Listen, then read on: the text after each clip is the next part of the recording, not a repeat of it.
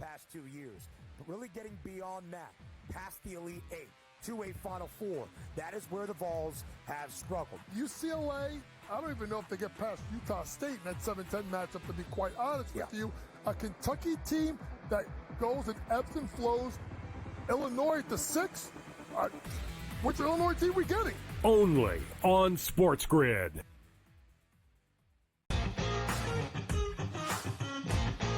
This is a great place to be. Are you in the locker room? Like, you giving like the Any Given Sunday inches Al Pacino speech? Are we there yet? Oh yeah, I think we've been there. We're gonna have a long talk with Rob today about the 99-199 issue from last week. Like, I just don't get how he is still employed. We gotta talk to ownership about that one. The Smiley Show, only on SportsGrid. That is also value to be the best player on the best team. To me, it's Shai Gilgeous-Alexander. There is no doubt about it. The Nuggets probably going to finish, second overall in the conference here, and it's not going to get him the MVP. We'll see how it is down the stretch, and I assume this is going to tighten up, but barring a huge drop-off for OKC as a team, not just SGA, you could probably pencil him in for 30 a night. The Early Line, only on SportsGrid. The game is on. The stakes are high. But the action isn't just on the field. He's rearranging that rim. Get it inside! SportsGrid's in-game live. Your ultimate second screen experience. A little flyer, couple of 15.5 point live line. Every prop, every play, every day. Anything can happen. It's complete chaos. It's smarter to be on SportsGrid.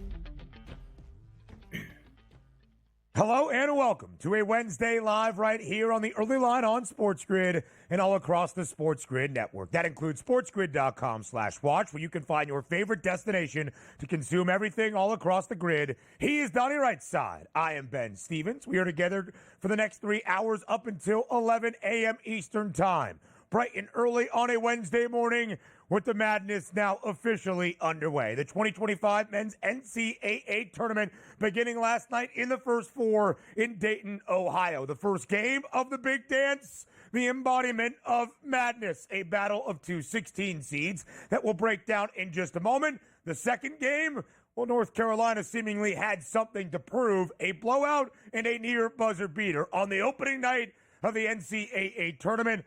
Oh, we hope this tourney has a lot more of that in store. We'll go around the association with a 4-game slate. Game number 2 of the MLB season over in Tokyo, now underway and almost nearing a close. Of course, NFL news each and every day here on this Wednesday on TEL.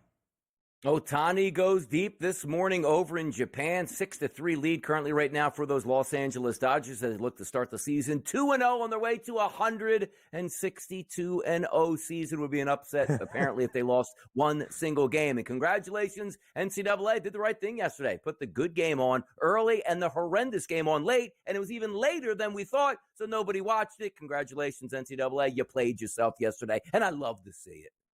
Donnie Rightside knows ball. He understands the stakes for two teams looking for their first ever tourney victory.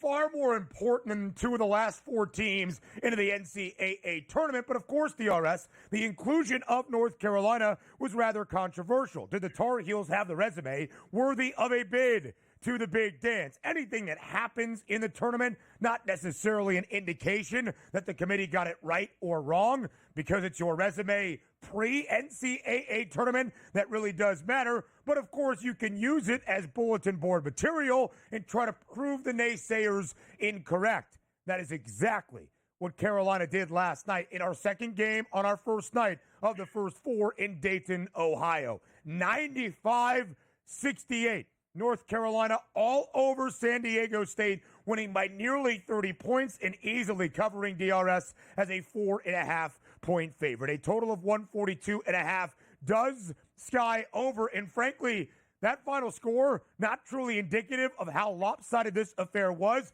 UNC led by 40 about midway through that second half.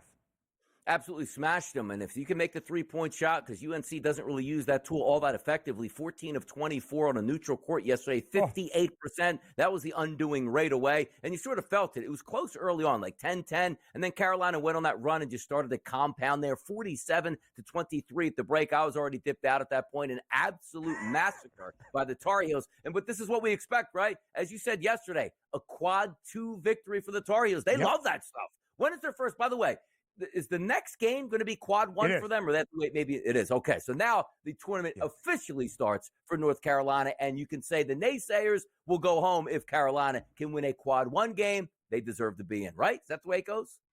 Maybe so. In technicality, DRS, San Diego State ends conference tournament week 52nd in the net. Neutral court game in Dayton. That would be a quad 2 opportunity. We don't really use the quadrants in the big dance, but what Donnie is saying is North Carolina now prevails as the true number 11 seed in the South region. They will take on Ole Miss in the round of 64 this upcoming week. And you mentioned the three-point shot. We talked about how great San Diego State is on the defensive side of the floor, but really protecting the paint and around the rim. They'll let you take the three if it is available. And if your best player in R.J. Davis is a perfect 6 of 6 from deep, it's going to be a good night for UNC. So a blowout in our second game in Dayton, but an absolute thriller that is the embodiment of the madness in March in the opening game of the 2025 men's NCAA tournament. Alabama State, the champions out of the SWAC. St. Francis, PA, the champions of the NEC. Both schools doing battle, looking for their first ever victory in the big dance. And it comes down to the closing seconds, tied at 68 all, with about 3 ticks remaining in regulation. Alabama State runs a Hail Mary play. The Hornets have the ball, drop into Amar Knox's hands, and he converts right before the buzzer. Alabama State keeps on dancing, 70-68. What was the key yesterday we talked about on the show? Now, granted, Alabama State didn't get the cover in this basketball game, but they don't turn the basketball over. They only had 6 turnovers total in that game to 15 for St. Francis, and that was the difference. And none a bigger turnover than late in the game where they got knocked out of bounds, which turned into, let's go the opposite way with some crazy stances here. I thought we were going to overtime at this point. Again, I love chaos. You know me. I get angry that games where you have 2 games to play in a night in the NCAA tournament, and one's supposed to start at 9:10. I begged for double overtime in that game, so Carolina didn't tip till 10:30. It almost happened. I was actually upset when I watched that go in. I'm like, oh no! I almost had my dream scenario. But congratulations, Alabama State, and also St. Francis. That was a really fun basketball game to watch, where not a lot of expectations maybe coming into that game. We'll talk more about what we saw on the opening night in Dayton in the first 4, a Wednesday evening with a doubleheader ahead, and of course set the stage for all of the madness in full starting tomorrow. But speaking of madness, that's described the coaching search for Indiana after we got news about a month and a half ago that Mike Woodson would be stepping down at the end of this season in Bloomington. And it culminated very quickly yesterday, basically out of nowhere. Darren DeVries, who spent this last year as the head coach in Morgantown at the helm of West Virginia, is now the new head coach at Indiana University. How about that? Indiana gets a guy that's not used to making it into the tournament. Congratulations, Indiana fans. You got a lot to look forward to at this point right now. And I tell you this, Indiana is a major institution, maybe living off the laurels of 20 to 25 years ago, more than not. But at the same time, when Indiana hires a coach and I go, who? Yeah, good luck, Indiana. Okay, DRS. Listen, Darren DeVries in his 7 years as a head coach has been wildly successful. Never heard Program record setting at both of his stops. 6 seasons at Drake. Led the Bulldogs to 3 NCAA tournament bids. And then this year at Morgantown should have been in with West Virginia. First ever victory at the Phog inside Allen Fieldhouse for the Mountaineers this season. I think IU made an excellent hire. Big news yesterday in the NFL, DRS. One of your favorite birds of all time, Brandon Graham, after 15 seasons, all in Philadelphia, retiring from the NFL. One of the best trash talkers in the history of the sport, and always doing it in a fun manner here. 15 years in the NFL. And understand this from an Eagles fan perspective. We always go back and say, oh, it should have been Earl Thomas. That's safety. I can't believe we drafted Brandon Graham. And after a couple of years, he might have been a bust. Absolutely not. Still has made the single biggest play in the history of the franchise back in the Super Bowl against Tom Brady, getting that strip sack fumble. Thank you, Brandon Graham, from the bottom of my heart. In Super Bowl 52, DRS, the wife and kids not watching the show, right? The greatest moment of your life? Yeah. Yeah, you know what? Like, we're trying to balance this out now. Like, when is the greatest moment? Like, how many Eagles things can I have as the greatest moment in my life? So maybe we're knocking the wife and kids down even farther. I don't want to get into that conversation. They might. Yeah, they're not watching, but they could still look up clips later. Some NBA action last night. No Steph Curry for the Warriors. The Dubs, a home underdog in San Francisco. They beat the Bucks outright. The Clippers win their fourth consecutive game as well, handing the Cleveland Cavaliers a second consecutive loss. Yeah, first of all, the Warriors win in that game. They're exhausted, tired. They get hammered the night before, and then they come out winning. Okay. Now, I also said I thought that the Cavaliers would win that game against the Clippers, but the better move was the over. And certainly it was. 132 to 119, two straight losses for the Cavaliers. And by the way, I think the Cavs are on a back-to-back tonight. Could it be 3 in a row for the Cavs? Say it ain't so.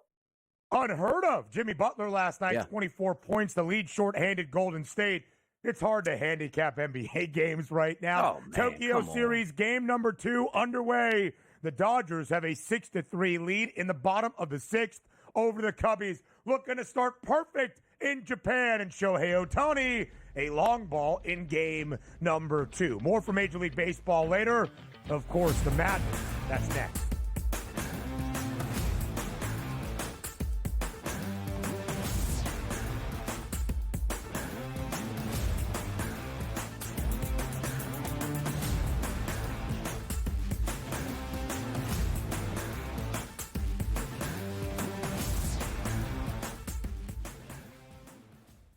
That magical time of the year when everyone suddenly becomes a basketball expert. Highlight watching, mascot picking, bracket stressing. Sound familiar? Skip the guesswork with Bracket Central. Real expert picks, trusted analysis, and zero stress. Because choosing teams by mascot cuteness isn't exactly a winning strategy. Only on SportsGrid. The game is on. The stakes are high. But the action isn't just on the field. He's rearranging that ring. Get it inside! SportsGrid's in-game live. Your ultimate second screen experience. 18.5-point live line. Every prop, every play, every day. Anything can happen. That's complete chaos. It's smarter to be on SportsGrid. Anyone that's been to a sporting event, the atmosphere before a game, I think Game Time Decisions has that same exact atmosphere. This is our arena. This is what we do. There is going to be an energy to Game Time Decisions that you will feel night in and night out. The excitement you get when you lock your bets in, when you're figuring out what you want to do, we can zone in on the biggest games each night. I want this to be the place that people come to before the game starts so they feel as ready as possible to lock in their cards. We are going to hit every single one of those markets that you need to know about. We're going to go through every single thing, and I've got a great team behind me that's going to help me get the job done. There is not going to be a better place, I promise you, than Game Time Decisions to get that new information, react to it, and be able to then bet accordingly. We will have everything at our disposal, and we will use that to our advantage. I'm Kevin Walsh. Tune into Game Time Decisions from 6 to 8 p.m. Eastern on SportsGrid.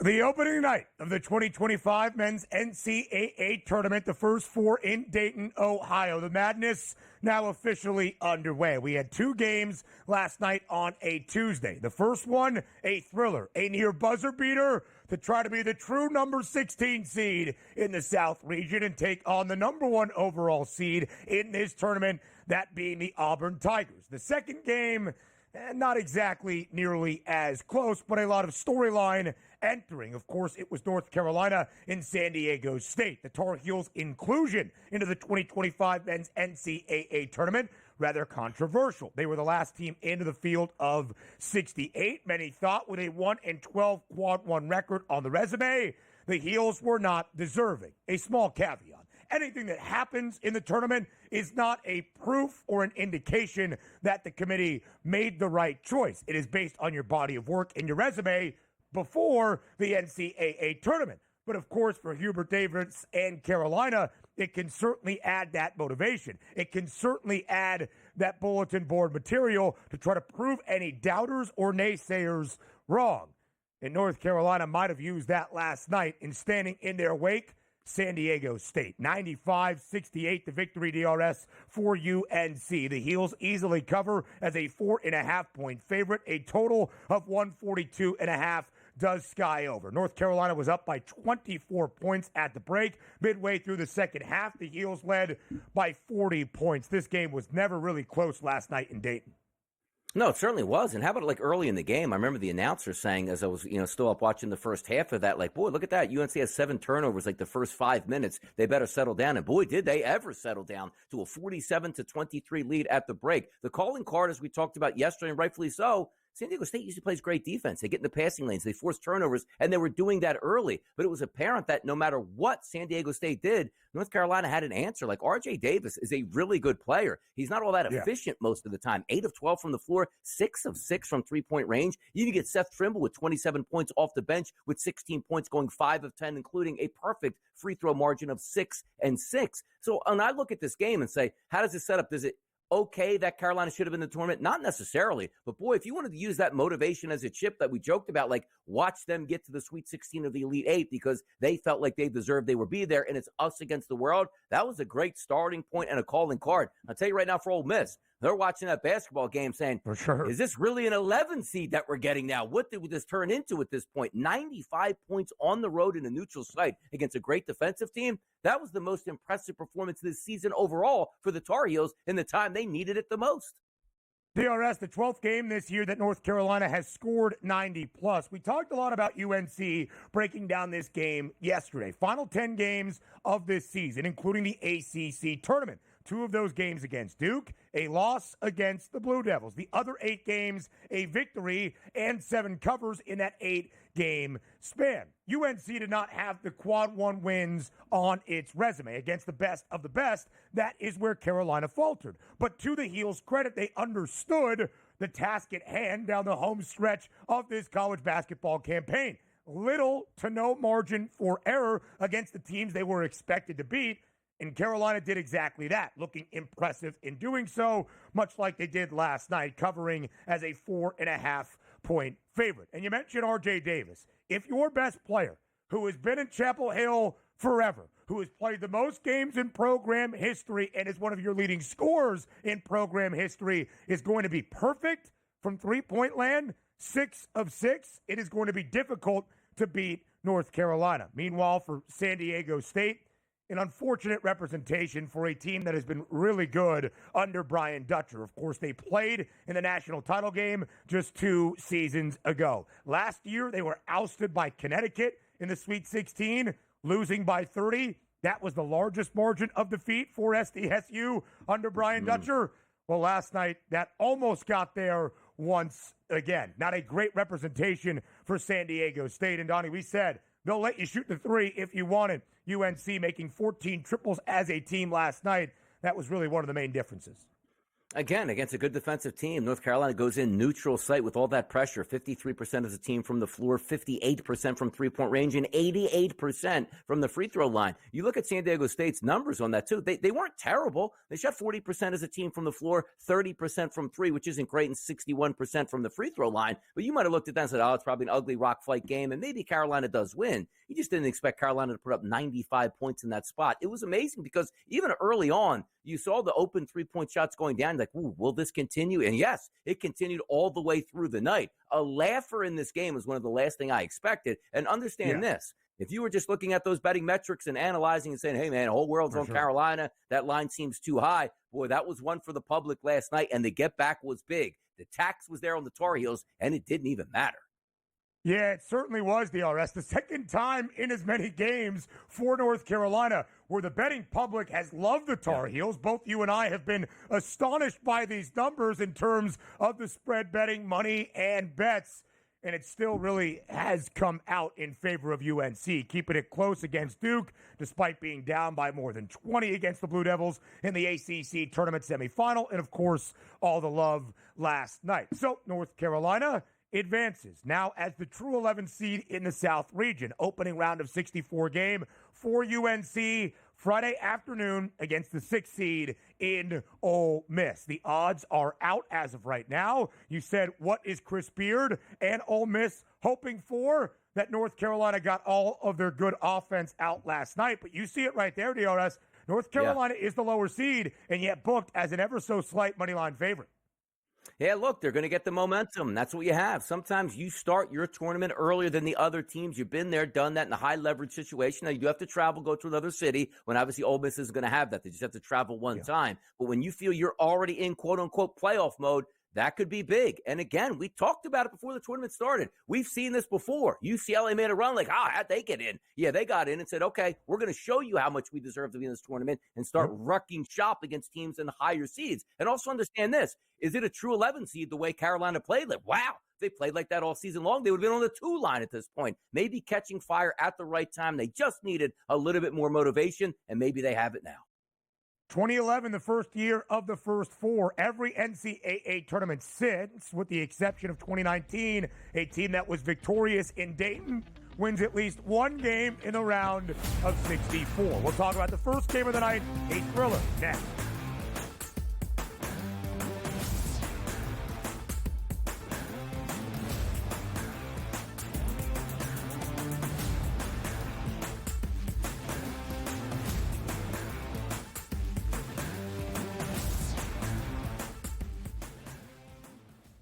Looking for an edge in betting basketball? Injuries can make or break a game. Get insider knowledge from Dr. David Chow and the team of experts with Sick Picks at Sports Injury Central. We reveal hidden health-based advantages the sports books miss. Our doctors provide insights, and our algorithm tells you who to bet on. Spreads, props, totals, in-game bets, Sick Picks covers it all. Go to SickScore.com and sign up for Sick Picks and use the promo code SportsGrid for a free week today. Your gut says Miami is going to win, and you should take the over. Your gut also said your NFT selfies would only go up in value. They didn't. But your head is on SportsGrid and knows the QB is in concussion protocol. The backup has a 45 QBR against the zone coverage. The New York D has the most sacks in the league. So yeah, trust your head. It's smarter to be on SportsGrid. Anyone that's been to a sporting event, the atmosphere before a game, I think Game Time Decisions has that same exact atmosphere. This is our arena. This is what we do. There is going to be an energy to Game Time Decisions that you will feel night in and night out. The excitement you get when you lock your bets in, when you're figuring out what you want to do, we can zone in on the biggest games each night. I want this to be the place that people come to before the games start so they feel as ready as possible to lock in their cards. We are going to hit every single one of those markets that you need to know about. We're going to go through every single thing, and I've got a great team behind me that's going to help me get the job done. There is not going to be a better place, I promise you, than Game Time Decisions to get that new information, react to it, and be able to then bet accordingly. We will have everything at our disposal, and we will use that to our advantage. I'm Kevin Walsh. Tune into Game Time Decisions from 6 to 8 p.m. Eastern.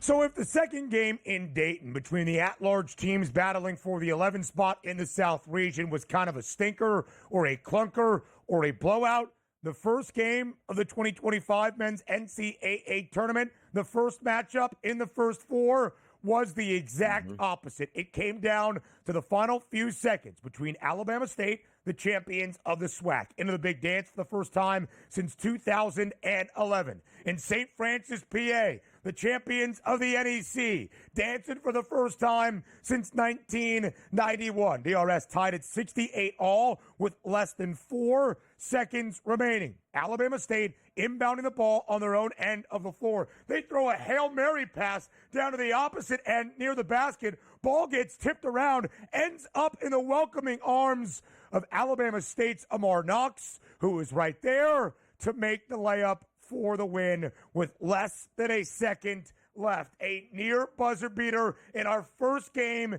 in a tournament known for its madness. There is nothing quite like the month of March. The Hornets victorious for the first time in program history in the NCAA Tournament in their 5th ever trip. 70-68 over the Red Flash of St. Francis. Now, St. Francis, PA does cover as a 3.5-point dog, but Amar Knox will be a legend for Alabama State for eternity. That guy on your screen. Fantastic stuff. Loved the game. Enjoyed it all the way through. One of those games I figured I'd probably tune in for a couple minutes, then tune out, and maybe hopefully be able to stay up for the North Carolina game. Watch it all the way through the second half. Back and forth, they meant monster shot after monster shot under 2 minutes. Was so much fun to watch. And also, when we talk about fun to watch and where the NCAA gets it right, and not even just talking about the tournament, Ben, you know what we don't get in the NBA? Unbelievable plays like we saw to end that game. 2 seconds left, throw it up, maybe something good happens, a layup in the buzzer, unbelievable theater. Maybe we could have just called a timeout and advanced it to the front court and, somebody would have got a shot off. Like, the NBA misses out on so many golden opportunities with that horrendous timeout rule that we always get, and it always shines the brightest with all the eyes on March Madness, and it filtered yesterday. We weren't talking about Carolina. Hey, what a great victory by them. This was the game everybody talked about when it was supposed to be the game that everybody forgot about. Loved what I saw, but understand this. If you did take St. Francis, you covered that spread. But if you would have gave me, Ben, the old crystal ball before this game, hey, Donnie, got a hot tip for you.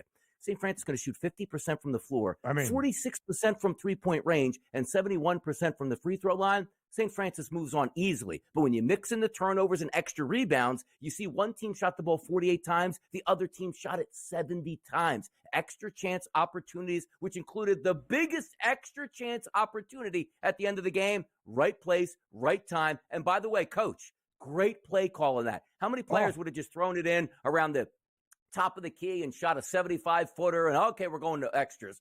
Fantastic move to say, hey, no, what do we have to lose? Throw it down the other end. If it gets tipped around and it's the end of the game, no big deal. But we might get a bonus break, and they got the biggest bonus break in a victory and moving forward. Love the final couple minutes. These kids were competing at the highest level, and I thought it was great.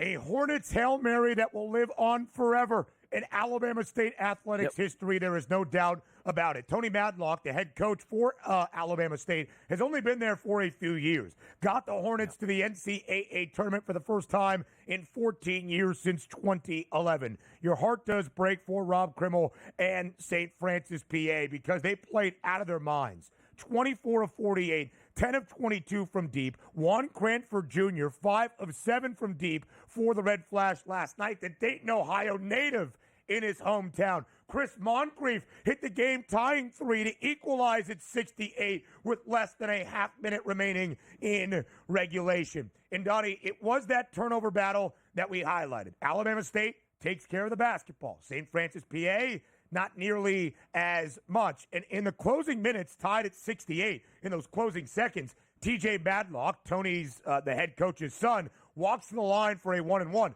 Misses the first. There's a battle for the ball. They come away with it, that being St. Francis, but then they turn the ball over so they never get a shot, even though they were in possession in the final 15 seconds of regulation. That, we thought, could be the difference. A few extra possessions for Alabama State, many more than a few last night. So the Hornets, with their first ever win in NCAA tournament history, move on to be the 16th seed in the South region, where they will take on the number 1 overall seed in Auburn. And sure, it's more than a 30-point spread, but the opportunity will be one Alabama State relishes. And by the way, also, I still see tweets going around like, oh, man, I can't believe Alabama State and St. Francis not even really in the tournament. That's a shame. Those guys deserve to be like, that is the moment they absolutely love to. You don't think Alabama State just wanted to get into the regular tournament and get housed in game number one? You got a victory. Memories for a lifetime. Come on, people. And money for a long time as well. We'll talk more about that next.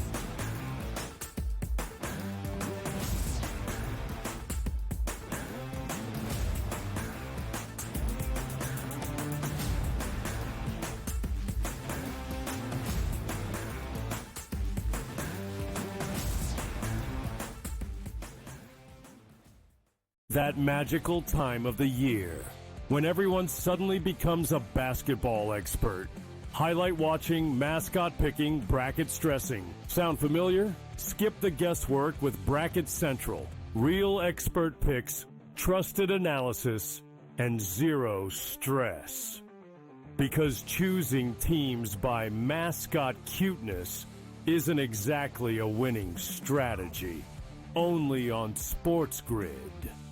The game is on. The stakes are high. But the action isn't just on the field. He's rearranging that rim. Get it inside! SportsGrid's in-game live. Your ultimate second screen experience. 18.5-point live line. Every prop, every play, every day. Anything can happen. It's complete chaos. It's smarter to be on SportsGrid. Anyone that's been to a sporting event, the atmosphere before a game, I think Game Time Decisions has that same exact atmosphere. This is our arena.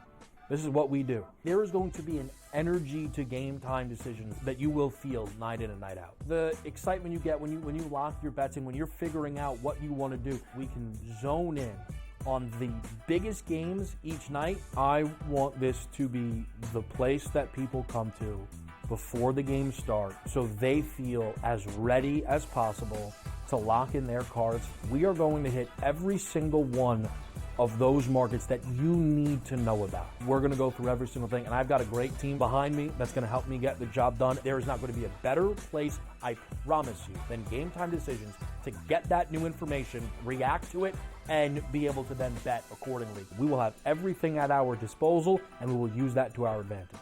I'm Kevin Walsh. Tune into Game Time Decisions from 6 to 8 p.m. Eastern on SportsGrid.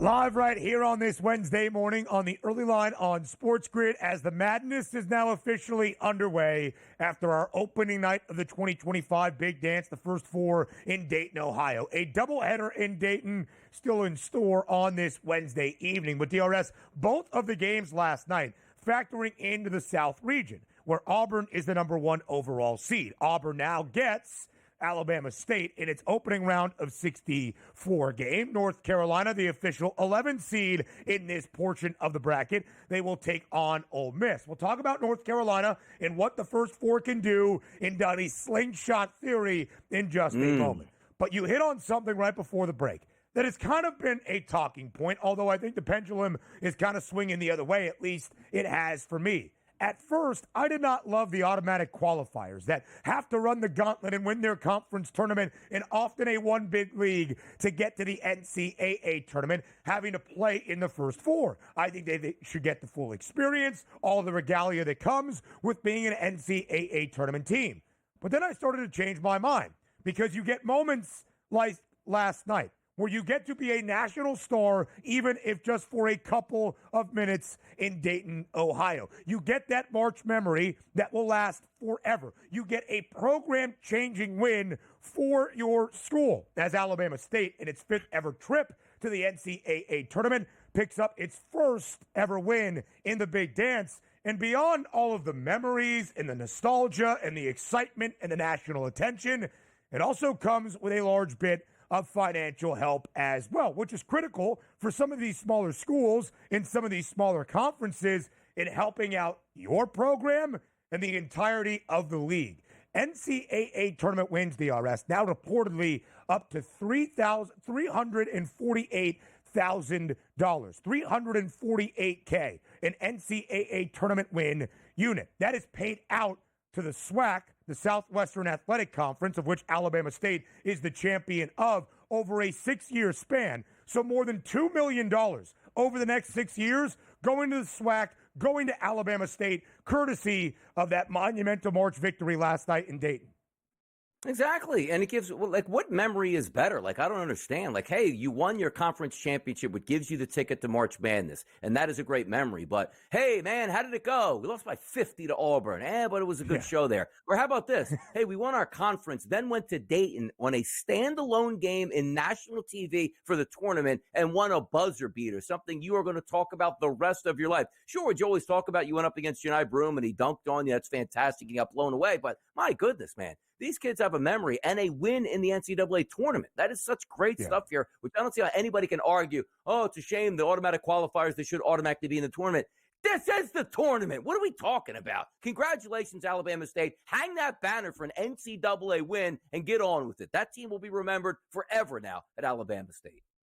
14 years of the first 4. Maybe early on it felt like that play-in opportunity, but DRS is correct. It is the official beginning of the big dance. It starts the madness that was on full display. Shout out to Alabama State, Tony Madlock, Amar Knox, TJ Madlock. They become household names, if even for an instant, as they take on the number 1 overall seed in the big dance in Auburn this week. DRS, when you look at Auburn now, minus 105 to win the South region. They are the number 1 overall seed. The odds really did not change. Michigan State second best price as the 2 seed at 5-1. Iowa State at plus 550. The Cyclones are the 3 seed. The only real movement were those odds moving back ever so slightly. You might say, why? Did something happen to the Spartans or the Clones in the last 24 hours? In a way, yeah. North Carolina won, looked overly impressive in doing so, and they are at the bottom half of that bracket. That if UNC were to pull, not even an upset, because they're a slight favorite now over Ole Miss in their round of 64 matchup on Friday, UNC would get, more than likely, Iowa State, the Cyclones, the 3 seed. They take on the 14 seed and the champions out of the ASUN in Lipscomb. So that's why North Carolina, looking dangerous at the bottom portion of the South region, might be able to cause a little bit of chaos. They can cause some chaos now because you're also taking a look at a team that, and theoretically, they played pretty well against Duke. They still came up short, but the whole negative energy of you can't win that basketball game without the other team's best player. You lost to Duke 3 times, understandably. But now you're right. It's not as if you go, okay, well, here's Ole Miss, minus 7.5 Ole Miss. No, North Carolina probably should win this game, take out the seed line. And then let's just say you play odds on just who's going to advance based on the higher seed. It's Iowa State. Really good basketball team, but not full strength here. If Iowa State was full strength, they would blow North Carolina off the court. But now you're getting North Carolina the best version of them with maybe another victory over an SEC team before facing a Big 12 team. Hey, got our quad 1 out of the way. Now we're feeling really good. You're right. This sets up pretty well for UNC to win the opening night, which they did, and 2 more games is a legitimate possibility before then you start to meet up with some of the true heavyweights. Let's just say Michigan State makes it in. But are we really buying UNC just yet? Is it recency bias where maybe they should be in the tournament? Oh, my goodness, now they're amazing all of a sudden? Or do they dip back and say, you know what? We didn't play great basketball. And Ole Miss is like, we've been waiting on you. This is the SEC. This isn't the ACC. This isn't the Mountain West Conference. Welcome to the big dance officially. That's what we'll see out of Chris Beard because, again, you're not even just getting a lowly program from a smaller conference. Chris Beard's one of the best coaches in NCAA basketball. Sure. You don't think he's going to have a game plan ready to go in Wisconsin for that game? Oh, he will. In Milwaukee on Friday afternoon. DRS, you mentioned the matchup perspective for this game between the Runnin' Rebs and the Tar Heels. A very good defensive team in Ole Miss, but again, they'll allow you to take the 3. North Carolina hitting the 3 now at a 36% clip this year. That's top 70 nationally in college basketball. But at least in theory, UNC does not want to hoist all that often from 3. Again, when are we going to be on the right side of trying to fade the public when it comes to North Carolina basketball in the last week? 84% of the money early for this matchup on the FanDuel Sportsbook in terms of the spread is backing North Carolina. 84% of the money, DRS. We're getting to a point where Ole Miss is now the underdog, even money on that money line. It is tempting you. It wants you to take North Carolina. I think at a certain point, the odds start to buy back into the running Rebs. Is this our time to jump in? It could be at this point, but again, recency bias always carries over. Same thing in any sport. Hey, man, see what they did on NFL Sunday, man? Who's going to bet against them the next week? The ebbs and flows are incredible, and the matchups do change. And understand this, Ole Miss is a better team than San Diego State. Now, would your mind be different if UNC won 56-55? Hey, still won in advance in a tough spot. People will be piling right on to Ole Miss at that point. But the fact that UNC was so impressive last night and beat them so easily, and now you have that chip on your shoulder effect where momentum now could be on your side. Because, by the way, Carolina did play good basketball down the stretch. They just couldn't beat Duke. Hey, not a lot of teams are able to beat Duke anyway at this point. But just that whole factor in. You want to start getting people on your side and turn into that darling team, knock off Ole Miss, because then they're saying, like, okay, maybe we just misrepresented North Carolina, what they were doing, and they finally woke up at the right time. I'm not buying it just yet there. Let me see this Ole Miss North Carolina game, and I'd be more than happy to fade the public again and go up in flames. Take going against UNC. Eesh. As we shared, San Diego State 52nd in the net at the end of conference tournament week. Neutral floor game, technically a quad 1 opportunity for a quad 2 opportunity for UNC. Ole Miss 28th in the net. This would be a quad 1 game, of which Carolina is just 1-12 this year. But I think to Donnie's point, it's not just UNC in the semifinal of the ACC tournament against Duke or the regular season finale against Duke. Since the middle of February, when Carolina was 14-11, they have now won 9 of their last 11. The only 2 losses, of course, against the Blue Devils. They have covered easily and impressively so in 8 of those 9 victories. Still kind of like Ole Miss in this matchup. North Carolina, by the way, to make a run to the second weekend to see the Sweet 16, using that March momentum, a plus 300 price. And Donnie, it bears repeating. First four's first year, 2011, with the exception of 2019. A team that won in Dayton, also won in the round of 64. We've seen a couple even make it to the Final Four. More around the NCAA tournament next.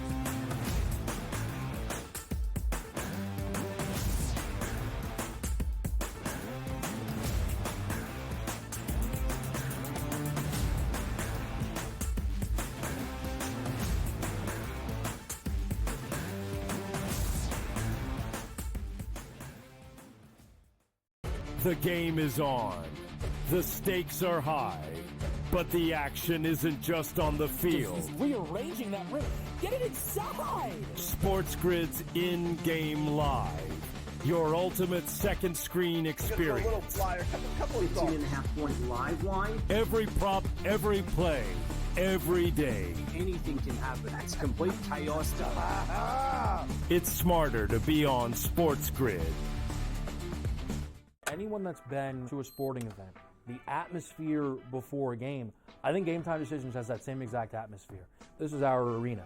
This is what we do. There is going to be an energy to Game Time Decisions that you will feel night in and night out. The excitement you get when you lock your bets in, when you're figuring out what you want to do, we can zone in on the biggest games each night. I want this to be the place that people come to before the game starts so they feel as ready as possible to lock in their cards. We are going to hit every single one of those markets that you need to know about. We're going to go through every single thing, and I've got a great team behind me that's going to help me get the job done. There is not going to be a better place, I promise you, than Game Time Decisions to get that new information, react to it, and be able to then bet accordingly. We will have everything at our disposal, and we will use that to our advantage.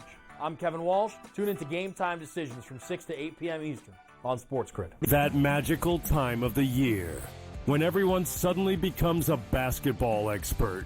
Highlight watching, mascot picking, bracket stressing. Sound familiar? Skip the guesswork with Bracket Central. Real expert picks, trusted analysis, and zero stress.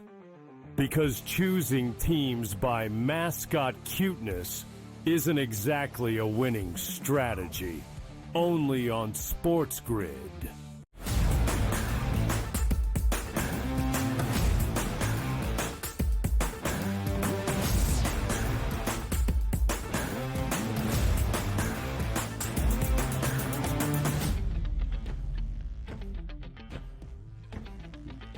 We continue to paint the path through the madness in the 2025 men's NCAA tournament. In our second hour, we'll go seed line by seed line, looking at those opening round matchups, a great way to break down your bracket, to give you those last-minute must-knows before you fill out the entirety of your bracket, to win your office pool, to beat your buddies, and, of course, to make some money in each and every round of the NCAA tournament. But, DRS, let's start big picture by looking at the individuals. Most outstanding player odds now available for the 2025 Big Dance, and it should be no surprise that the guy who is booked as the favorite is the best player on the national championship favorites and soon to be the number one overall pick in the NBA. That is Cooper Flagg at a plus 370 price. Now, that might surprise some people. Hey, we're not even sure if Flagg is going to play from the very start for the Blue Devils. Most outstanding player often deals just with the Final Four, so you are kind of looking at that final weekend, expecting these guys to be there, and if Duke gets there and Cooper Flagg is healthy, no doubt he should be booked as the favorite.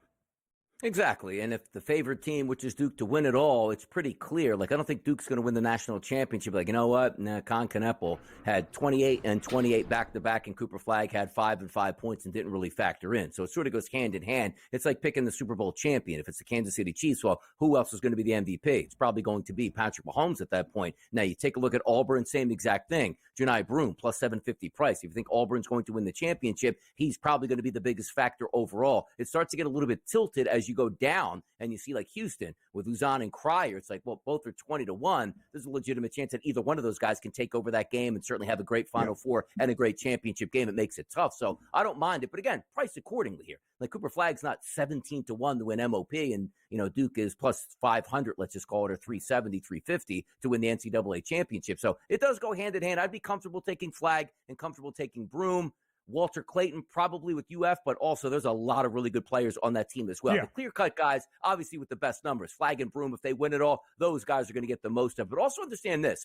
It is an interesting award because I think they do it a disservice. Like the best player in the Final Four, like, why can't we just have the best player all throughout? And understand this. Like, there are players that would have great performances all the way up to the Final Four, and then their team drops out, and they're not going to win the MOP anyway for the tournament. So, really, it is. They're probably 99% of the time, right? The national championship winning team's going to have the MOP. I just don't like it because I know it's human nature to say, well, boy, Flagg was awesome in game 1 and 2, and that's where we'll give him the bump over Kneppel if it's in the Final Four. Like, I don't like that, but I know people will actually probably do that. It is what it is. For sure. Pick the champion, pick the best player, you'll get the award. And that's kind of where it stands right now, DRS. You are getting a slightly better price on those superstars in this sport than their team's number to win a national championship to be crowned MOP of the Final Four. Duke is plus 290 to win the national title in fewer than 3 weeks in San Antonio. Cooper Flagg is plus 370. You're almost getting $1 value. It's not much, but it's not a bad difference if you do believe Duke is going to be there. Because it's not like, I'm going to bet Cooper Flagg to win most outstanding player, but I only think Duke is going to get to the Sweet 16. You're betting Cooper Flagg to win most outstanding player of the 2025 men's NCAA tournament if you believe the Blue Devils are correctly booked as the national championship favorite. Donnie, when we go back to the MOP odds, there are a lot of players from those one-line teams and our national title favorites. Cooper Flagg, Con Kneppel, both from Duke. Janai Broome from Auburn. Walter Clayton Jr., Will Richard, both from Florida. Alex Condon on the bottom also plays for the Gators. Milos Uzan, L.J. Cryer, and Emmanuel Sharp, all from Houston. Who is the one outlier from a team not booked on the one line? That would be Mark Sears at a 25-1 number. Of course, the point guard extraordinaire who can get hot in an instant for Alabama. Again, a 25-1 price. Yeah, and exactly. You can even extend that even lower. Like, if you really think like some of these teams can make a run, you know who that focal point of the offense is going to be, which we're trying to argue back and forth on some of these teams that are great, which have multiple great players. JT Toppin from Texas Tech. Like, if Texas Tech makes a deep run, it's going to be on his shoulders. 50-1 price. And then you slide it down just a little bit more. We see R.J. Davis for Carolina dominating as a guard in NCAA action. Well, how about Arizona play at the end of the season? You know, if they go far, Caleb Love's going to be a big reason for that, playing almost that dominant shooter, putting up big points. And also, we love splash plays. We love exciting plays. He gets out from the three-point range and is the catalyst. You look at that number at 55-1. So there's a lot of fun to be had. If you can pick that right spot with a team that gets hot, you know who the catalyst for those teams are going to get hot, and you get bonus points for that because you get a better price than the actual national championship winner that they have. Donnie, it's such a great point on JT Toppin, who was the star this year for Texas Tech. They have a 32-1 number to win the national championship. Eighth best right now in the field, as you see there, but by far the best number for any team on that 3 line as a 3 seed. Iowa State also a 3 seed at 35-1. But you're getting $18 of value. And it just makes sense, right? If the Red Raiders are going to play in the Final Four, if the Red Raiders are going to cut down the nets as a national champion in San Antonio, a big reason for it is going to be JT Toppin, so you would believe. I would just say, when you look at the last few winners of the MOP for the Final Four, last year, Connecticut, right? Dominant once again with 2 stars that went in the lottery, and the big man Donovan Clingan, certainly in that big matchup against Zach Edey, or their star freshman guard in Steph Castle. One of those 2 guys won Most Outstanding Player, right? Wrong. It was Tristan Newton, the Swiss Army knife for Dan Hurley's Huskies, their point guard who did a little bit of everything because of his balanced performances in both the Final Four game for UConn and the national championship as well. So to Donnie's point, it could be somebody under the radar, even if Cooper Flagg is the best player round of 32 through the Elite 8 and maybe even early in the Final Four. But Con Knippel's great in the Final Four and excellent in the national championship game, or Common Maluwatch or Tyrese Proctor. That guy can win it even though they are not the star or have that brand name behind them for that national championship winner. Exactly. What would be worse? It's like, hey, Duke's the best team, I think, in the field, but I'm just going to take Flagg because he's the best player. Duke wins it, and Con Knippel gets you. Like, what? Well, like, I'm defeating the whole purpose of it. So for me, I'm taking a much longer shot that if they get there, I know that one singular player is taking them to the promised land. Yes, Flagg should get it for Duke because he is the best player, but don't leave yourself out in the cold for just, a couple extra dollars, man. Make the smart decision. 4-game slate around the NBA to recap. Up next.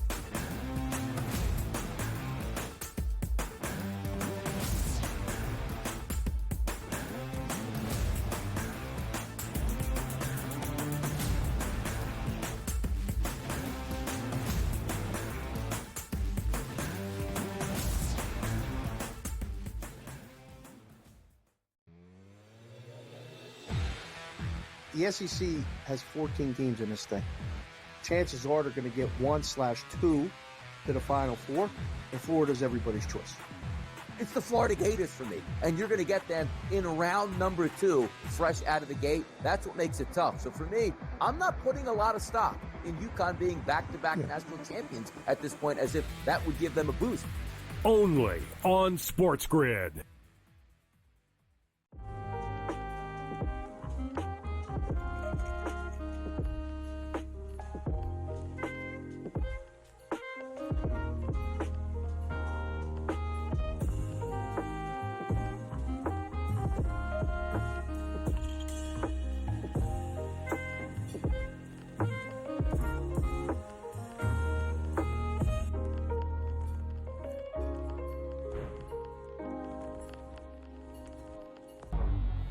Two guys that can do it all. Too much electricity this morning. This is a good time. We're having a lot of fun. I had to do a triple take. Ka-ching! Why? Because of parity. I didn't mean to offend. Yeah, it's not going to happen. Load management is a dirty word. Let him rip. You know what? Circumstances provide the results. What? How do you do this one? Oh, Donnie, you got such a good show there. A network that is booming. The Early Line. Only on SportsGrid. That magical time of the year when everyone suddenly becomes a basketball expert. Highlight watching, mascot picking, bracket stressing. Sound familiar? Skip the guesswork with Bracket Central. Real expert picks, trusted analysis, and zero stress. Because choosing teams by mascot cuteness isn't exactly a winning strategy. only on SportsGrid.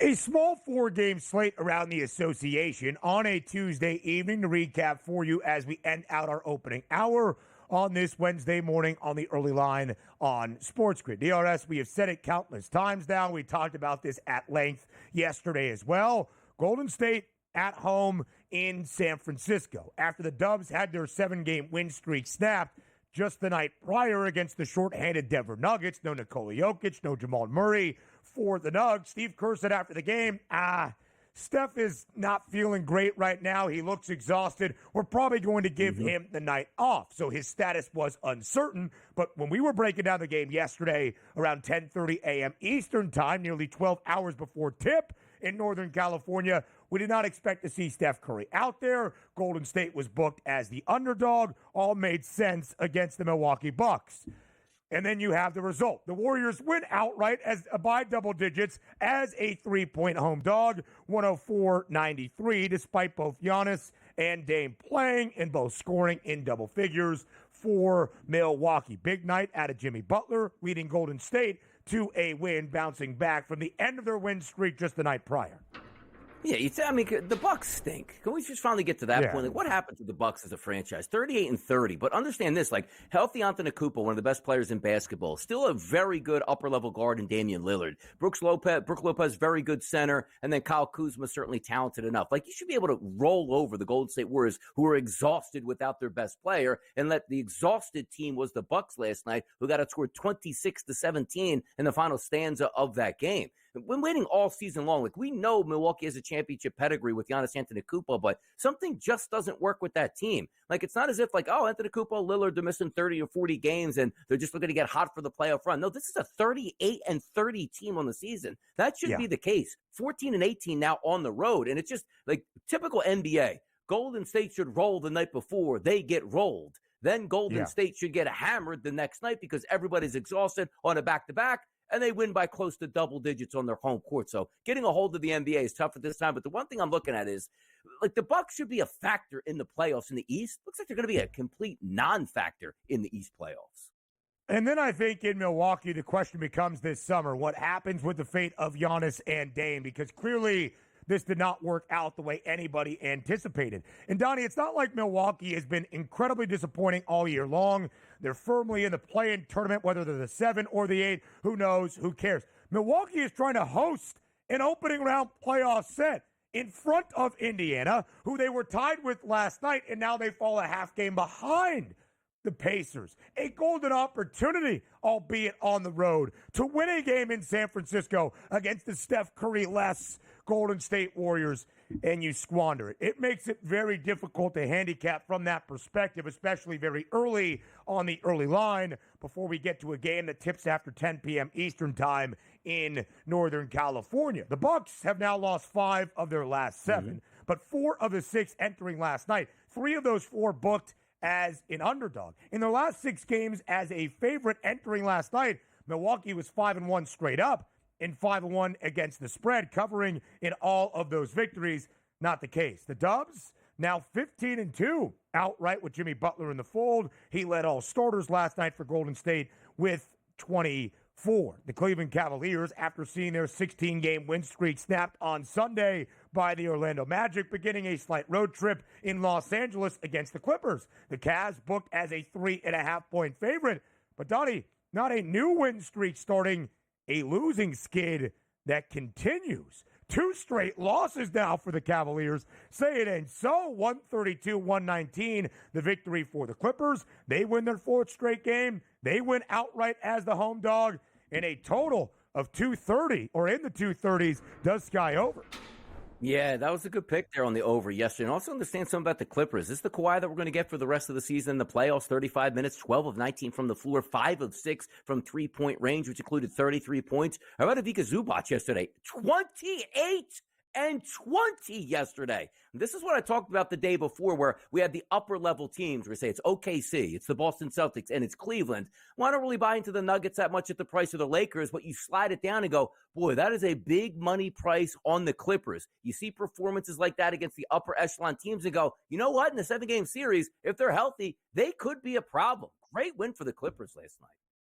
The Clips started off just 1-6 following the All-Star break. They have now won 7 of their last 8. They have won 4 in a row. They have covered in all 4 victories. The Cavs had that 16-game win streak, right? They've also had win streaks this year of 15 in a row, 12 in a row. Following the end of those previous win streaks, they had won and covered in their next games after that loss. Not last night. Hour number 2 up next.